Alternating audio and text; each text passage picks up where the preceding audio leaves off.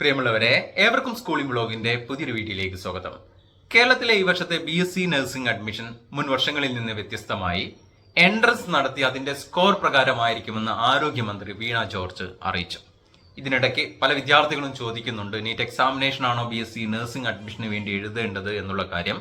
എന്നാൽ നീറ്റ് അല്ല, കേരളത്തിലെ നഴ്സിംഗ് അഡ്മിഷന് വേണ്ടി എഴുതേണ്ടത് അതിലേക്കായി പുതിയൊരു എൻട്രൻസ് എക്സാമിനേഷൻ വരുന്നതാണ്.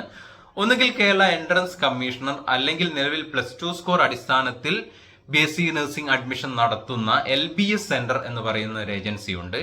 എന്നീ രണ്ട് സ്ഥാപനങ്ങളിൽ ഏതെങ്കിലും ഒന്നായിരിക്കും പുതിയ എൻട്രൻസ് നടത്തുക എന്നുള്ളതാണ് ലഭ്യമായിട്ടുള്ള വിവരം.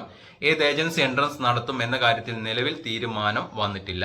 കൂടാതെ എക്സാം സിലബസിലും തീരുമാനമായിട്ടില്ല. അതിലും അന്തിമ തീരുമാനം ഉടൻ ഉണ്ടാകുമെന്നാണ് അറിയിച്ചിരിക്കുന്നത്. നഴ്സിംഗിന് മാത്രമാണ് എൻട്രൻസ് വരിക. മറ്റ് പാരാമെഡിക്കൽ കോഴ്സുകളിലേക്കുള്ള അഡ്മിഷൻ +2 സ്കോറിന്റെ അടിസ്ഥാനത്തിൽ തന്നെയായിരിക്കും.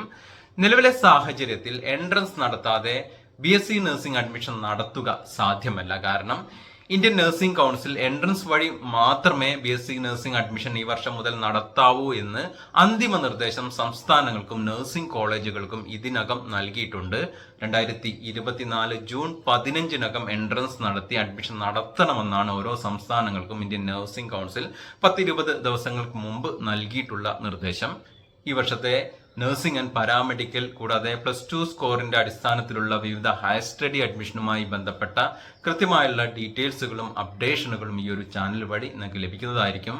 വീഡിയോ അവസാനിപ്പിക്കുന്നു. എവർക്കും നന്ദി, നമസ്കാരം.